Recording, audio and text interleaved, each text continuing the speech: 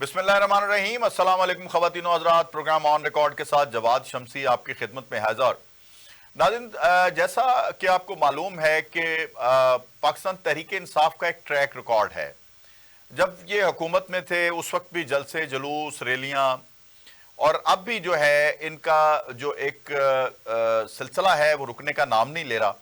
लेकिन ये गैर मुअय्यना मुद्दत तक इस तरह की स्ट्राइक, हड़ताल और धरनों का ऐलान पाकिस्तान की मैशत को बहुत नुकसान पहुंचा रहा है।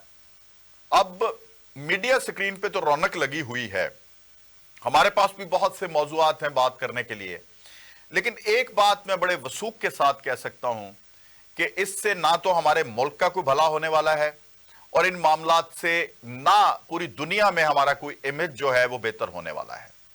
हमने देखा कि गैर जिम्मेदाराना रवैया रखते हुए पाकिस्तान तहरीक इंसाफ ने जब चढ़ाई की तो गैर सियासी होने का सबूत, इनके गैर सियासी होने का सबूत हमें तब मिला जब हुकूमत ने इनके साथ बार्गेन करने की कोशिश की। तो इनको चाहिए था कि कम से कम 1 पॉइंट एजेंडे के ऊपर कुछ मफादात हासिल कर लेते। मफादात क्या हो सकते थे कि वो जगह दे रहे थे, वहां पे एहतजाज करते, धरना करते और 7 कमेटियां बन जाती और मुज़ाकरात शुरू हो जाते। खुदा न खास्ता अगर हुकूमत इनके मुज़ाकरात करते हुए इनको कुछ बेनिफिट ना दे पाती तो इनके पास अगले धरने का जवाब था। रात जो कुछ हुआ है, जिस तरह से ऑपरेशन हुआ है और जिस तरह की भड़कें थी और जिस तरह लीडरान वहां से रुखसत हो गए, आप याद रखें, मेरा एक अपना जाती जुमला है कि सियासत में फरार से बेहतर गिरफ्तार है। अगर आप गिरफ्तार हो जाते तो शायद आपकी इज्जत बच जाती। दोनों वहां से आपने सर पे पांव रख के जो भागे हैं उससे आपने अपनी जमात का भी नुकसान किया, अली अमीन गंडापुर साहब, और मोहतरमा बुशरा बेगम ने इमरान खान की सियासत का भी नुकसान किया है।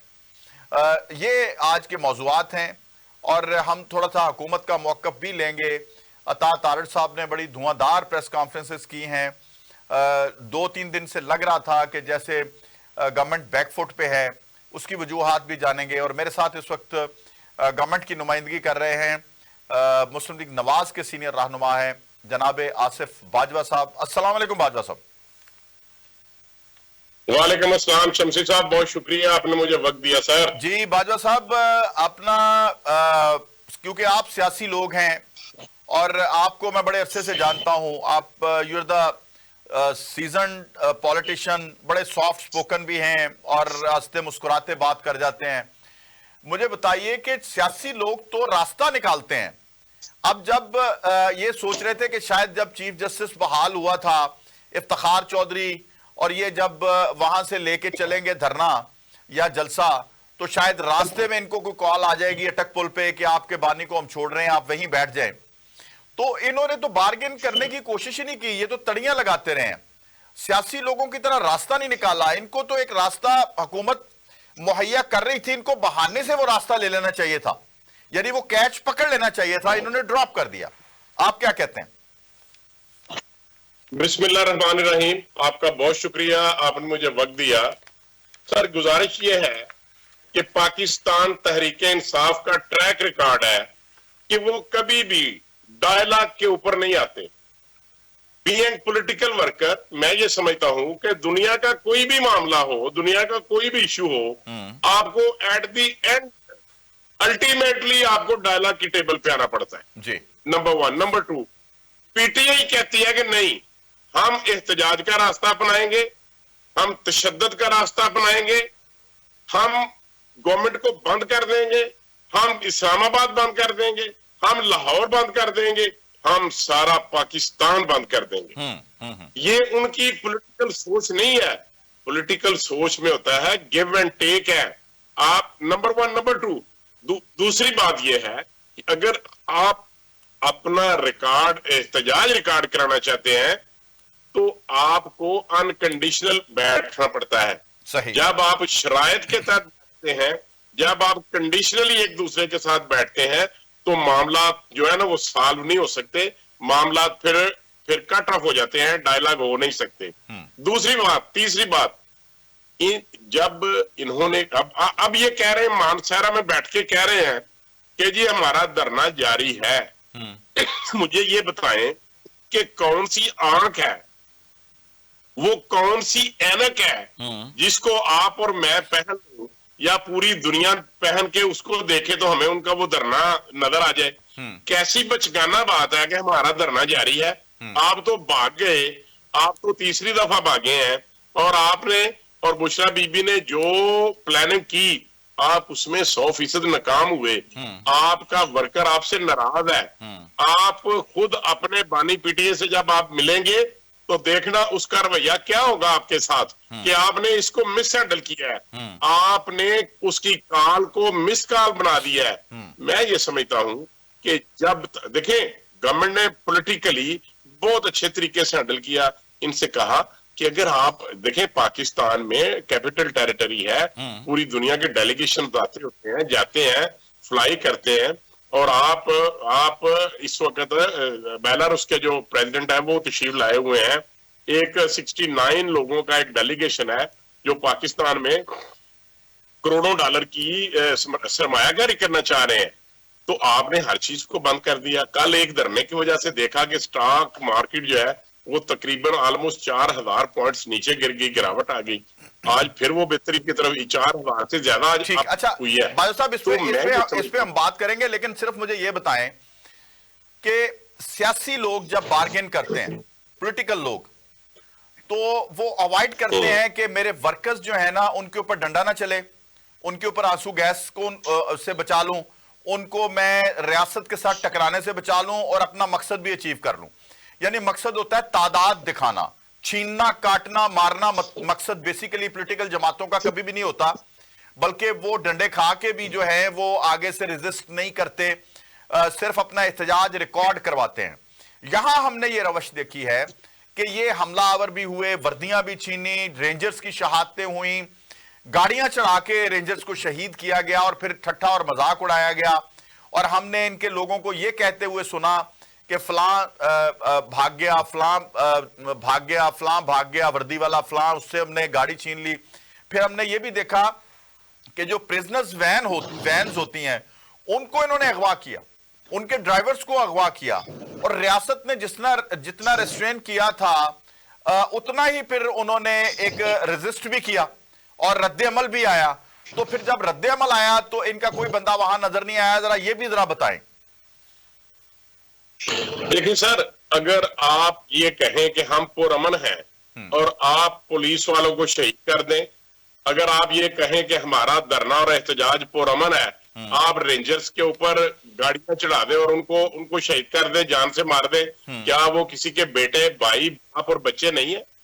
आपने आपके बंदों के पास टीयर गैसेस हो, टीयर गन की जो गन्स हो, आपके बंदों के पास वहां पर दे वर आर्म्ड विद डेडली वेपन्स और वो बरामद भी हुए हों, आपके पास छोटे मोटे हथियार नहीं, सख्त किस्म के हथियारों जो बरामद हो चुके हैं, और आपकी गाड़ियों में हर किस्म का असला हो, आपकी गाड़ियां भरी हुई हो, और आपके साथ वहां की पुलिस भी हो, सादा कपड़ों में भी। और सबसे बढ़कर जो जुल्म की बात है सर, मैं आपको अर्ज करूं, क्या पूरी दुनिया में कभी कोई एहतजाज गैर मुल्कियों को साथ लेकर के होता है?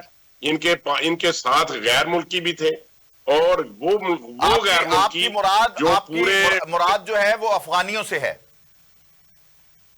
यस ऑफ कोर्स, और वो ट्रेंड लोग थे, वो दहशतगर्दाना कार्रवाइयों में जिनको इन्होंने अपने दौरे हुकूमत में जेलों से भागवाया था, जेलें तोड़वा के बाहर भेजा था, ये वही लोग थे, ये ट्रेंड दहशतगर्द थे। उसकी मिसाल देख लेना सर, कि जब वो लोग आए और आते हुए सबसे पहले उन्होंने जो सेफ सिटी है, जिसके ऊपर करोड़ों अरबों रुपए लगे हुए हैं इस्लामाबाद जैसे बड़े शहर में, रावलपिंडी में, इन्होंने सबसे पहले वो जो सेफ सिटी के कैमरास थे उनको इन्होंने तारें काटी, कैमरे तोड़े ताकि रिकॉर्ड ना बन सके और उनके फुटेजेस ना आए, और उनको ये काम करते हुए दूसरे कैमरों ने रिकॉर्ड कर लिया। तो क्या हम ये अगर ये कहते हैं कि ये फॉरेन फंडेड कंपनी है तो फिर ये चीखते हैं, चिल्लाते हैं। और ये देखें, ये एहतजाज अगर आपका, आप ये कहते हैं कि जमहूरी हक है, आपका हक है एहतजाज करना, क्या मेरा हक नहीं है कि मैं हॉस्पिटल जा सकूं? बिल्कुल। क्या मेरा हक नहीं है कि मैं अपने ऑफिस जा सकूं? क्या मेरा हक नहीं है कि मैं अपनी वालदा को लेकर के एम्बुलेंस पे उसको अवामी जो आजादी है, अवाम की आजादी को इन्होंने, या उनका जो हक है आईनी, उसको जख्म पहुंचाइए, ठीक है, ये आपकी बात दुरुस्त है। लेकिन आपको नहीं लगता कि जो फैसल वार्डा, हालांकि मैं कोई इतना उनकी बातों पे नहीं करता, क्योंकि गेट नंबर 4 के जितने भी लोग हैं, मैं उनकी बातों को, जाहिर है वो किसी आप गूंगे को भी खबर दे देंगे तो वो टीवी पे अनाउंस करेगा, वो पॉपुलर होता चला जाएगा, वही कुछ जब होता रहेगा। तो ये शेख रशीद भी करते थे, फैसल वार्डा भी करते थे। लेकिन जो बातें उनकी दुरुस्त साबित हुई हैं, उसमें सबसे बड़ी बात यह है कि वो बुशरा बीबी पे वो इल्जाम लगाते थे खान की सियासत को तबाह करने का। वो इनके बारे में, अच्छा, वो कहते होते थे कुछ सांप हैं जो कि बहुत करीब हैं, कुछ कपड़ों से ज्यादा करीब लोग हैं। अब कपड़ों से ज्यादा करीब जो होते हैं वो आपको पता है कौन लोग होते हैं। अब बुशरा बेगम का जो रवैया मुझे नजर आया रात को, मुझे लगा कि फैसल वार्डा की ये बात दुरुस्त है, 9 मई जो है वो ऐसे ही लोगों ने करवाया था। देखें सर, ये इन्होंने पूरी कॉन्स्पिरेसी की थी उस वक्त भी, और प्री प्लान्ड थे उनका, जो उस वक्त इन्होंने एजिटेशन की और मुल्क के जो बड़ा हमारा मोतबर अदारा है उसके ऊपर हमलावर हुए।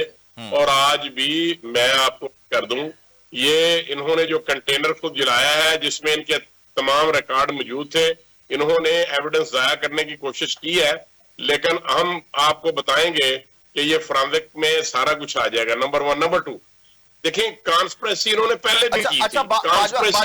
जरा ये भी जरा क्लियर करें, क्योंकि ये ठीक है, अतात तारड़ साहब ने यकीनन ये बात की है कि ये इन्होंने जलाया है, लेकिन कुछ जो हमारे तज्जियाकार हैं उनका कहना ये है मुबैना तौर पर कि ये जिनके लोग शहीद हुए हैं, मिसाल के तौर पे रेंजर्स को मारा गया, और जब शहबाज शरीफ और अब हमारे चीफ ऑफ आर्मी स्टाफ जब कंधा दे रहे थे जनाजों को, तो वो उस वक्त वो एक तज्जियाकार थे, हमारे दोस्त हैं मुनीब, उन्होंने बड़ी बात की थी। उन्होंने कहा जी मुझे अब एक बड़ी खतरनाक सूरत हाल नजर आ रही है, और वो रात को भी उन्होंने ये कहा कि अगलों ने जिस कंटेनर में वो थे जला के बताया कि अब आपका ये हश्र होगा अगर आप आइंदा ये काम करेंगे। तो आप कह रहे हैं अपना उन्होंने कंटेनर खुद जलाया, ये जरा मुझे क्लियर कर दीजिए।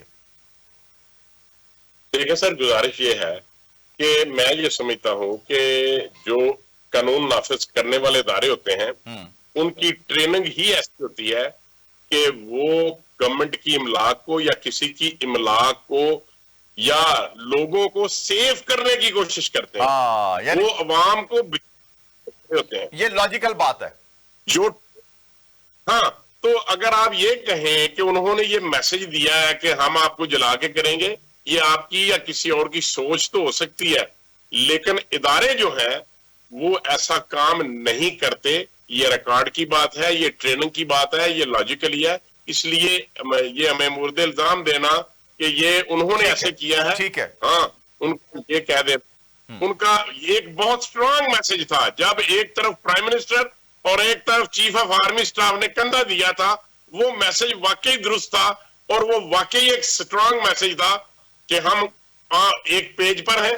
और हम इस, देखिए, वो जो एक मीटिंग हुई थी इस्लामाबाद में जिसमें चीफ ऑफ आर्मी स्टाफ ने कैटेगोरिकली कहा था कि एहतजाज और है और दहशतगर्दी और है, तो कल इन्होंने एहतजाज नहीं किया सर, इन्होंने दहशतगर्दी की है। ये मेंटली ये टेररिस्ट लोग हैं, टेररिस्ट इनके पास थे। अच्छा, ट्रेंड लोग जो टेररिज्म के थे। अब बादशाह साहब ये बता दें कि इतना इन्होंने लंबा सफर भी तय किया, मुल्क को भी अरबों रुपए का नुकसान हुआ, स्टॉक एक्सचेंज को भी नुकसान हुआ, फाइनेंशियली हम बहुत पीछे गए, हमारा इमेज खराब हुआ। इनको फुटेजेस चाहिए थी अपना बैरून मुल्क से पैसा इकट्ठे करने के लिए, वो इनको मिली, और इन्होंने क्या अचीव किया, जबकि बानी पीटीआई उसी तरह अंदर है, उसके ऊपर और मुकदमात हो जाएंगे, अब इनके ऊपर भी मजीद मुकदमात हो जाएंगे। अचीव तो फिर कुछ भी नहीं किया इन्होंने। सर ये एक बहुत बड़ा इन्होंने लॉस किया है। इन्होंने अपने आप को एक सियासी पार्टी साबित नहीं किया। इन्होंने अपने आप को टेररिस्ट डिक्लेयर करने की कोशिश की है। ये थ्रेट लगाते थे, ये धमकियां लगाते थे, और इन्होंने सिर्फ थ्रेट नहीं लगाए, इन्होंने सिर्फ धमकियां नहीं लगाई, इन्होंने वो कुछ करके दिखा दिया है। सही। ये मैं आपको अर्ज करूं, ये उस दौरा जो प्रेसिडेंट बेलारूस के हैं उसको सैबोटाइज करना चाहते थे, और पूरी दुनिया को ये मैसेज देना चाहते थे कि इमरान खान के साथ ज्यादती है, और उसको इन्होंने पॉलिटिकली अंदर रखा हुआ है। और आज मैं ये अर्ज करता हूं कि आज भी अगर यूएसए के सेनेटर एक खत लिखें, या उनके और कुछ लोग इस तरह की ये लॉबिंग करने के बाद ये जिसके खिलाफ ये कहते हैं कि हम हकीकी आजादी चाहते हैं, जहां ये कहते थे क्या हम कोई गुलाम है, जब ये कहते थे कि हम एब्सोल्युटली नॉट, इन्होंने कहा था, जिनको उन्होंने कहा कि हम क्या गुलाम है, जिन्होंने कहा कि क्या हम एब्सोल्युटली नॉट का इन्होंने उनको जवाब दिया, तो क्या आज उनकी तरफ से ये इस तरह के मैसेज आना सेनेटर की तरफ से? मैं आपको एक अर्ज करूं, जब सदर जियाउल हक ने जनाब जुल्फकार अली भुट्टो साहब को बिहाइंड बार किया, गिरफ्तार कर लिया, तो पूरी इस्लामिक दुनिया से मैसेज आए कि ये हमारे लीडर है, पाकिस्तान के प्राइम मिनिस्टर, आप इनको छोड़ दें। पूरी इस्लामी दुनिया इकट्ठी हो गई। लेकिन अब अगर इमरान खान न्यादी बानी पीटीआई को अंदर किया गया है, तो पूरे यहूदो निसारा जो है वो मैसेज दे रहे हैं कि इनको छोड़ दें। कोई इस्लामी दुनिया का बंदा ये नहीं कह रहा, और आपको ये साबित कर जरा थोड़ा सा हम अवाम पे आ जाएं। अब हमने अली अमीन गंडापुर को भी डिस्कस कर लिया, हमने बुशरा को भी, इनकी लीडरशिप को भी डिस्कस कर लिया। जाती तौर पे अगर मैं अपनी जात के हवाले से बात करूं तो मुझे रात ना उन मासूम लोगों पे बड़ा तरस आ रहा था जिनको हिप्नोटाइज किया हुआ है, जिनके दिमागों को कंट्रोल किया हुआ है, जिनके सामने अपने आप को एक देवता बना के पेश किया हुआ है जनाबे बानी पीटीआई ने।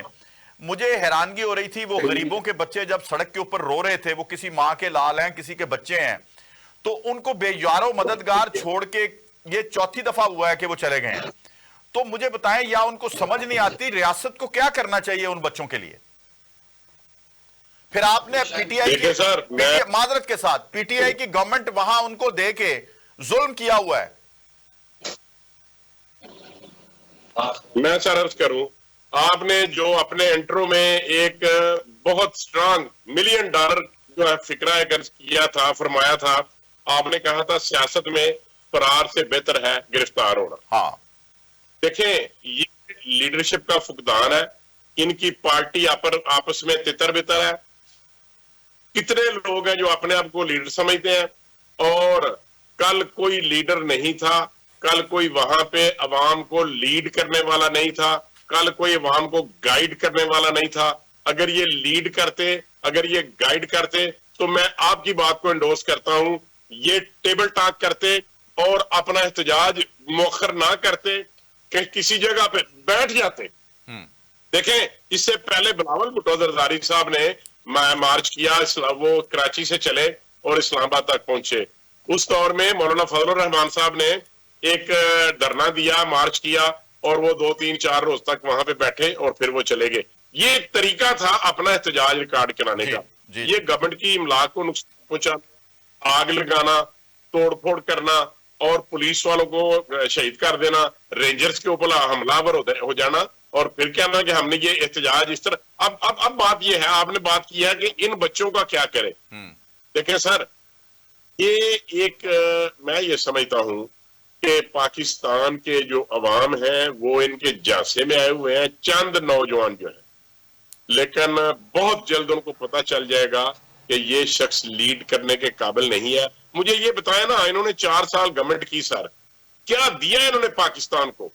इन्होंने उन बच्चों को जो उस वक्त भी इनके साथ थे और आज भी इनके साथ हैं, जिनको ये यूथ कहते हैं, मुझे ये बताएं कि क्या दिया इन लोगों ने उन बच्चों को? और जब इन बच्चों को ये समझ आ जाएगी कि ये हमारी कुर्बानी चाहते हैं, ये हमारा लहू चाहते हैं, ये हमारी जान के पैदर पे हैं, तो फिर उनको समझ आएगी और इंशाल्लाह वो इस शख्स को छोड़ देंगे। और ये शख्स बहुत बहुत शुक्रिया, बहुत बहुत शुक्रिया आसिफ बाजवा साहब, आप प्रोग्राम में हमारे साथ रहे।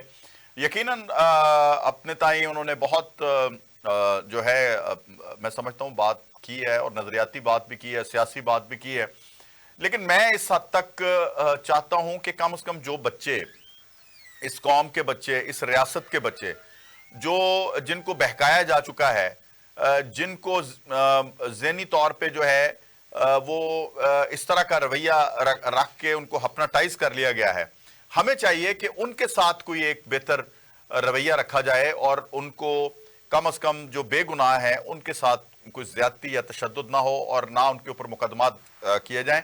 ब्रेक पे जा रहा हूं, ब्रेक से वापस आता हूं तो मजीद प्रोग्राम को आगे लेके बढ़ूंगा, मेरे साथ रहिए।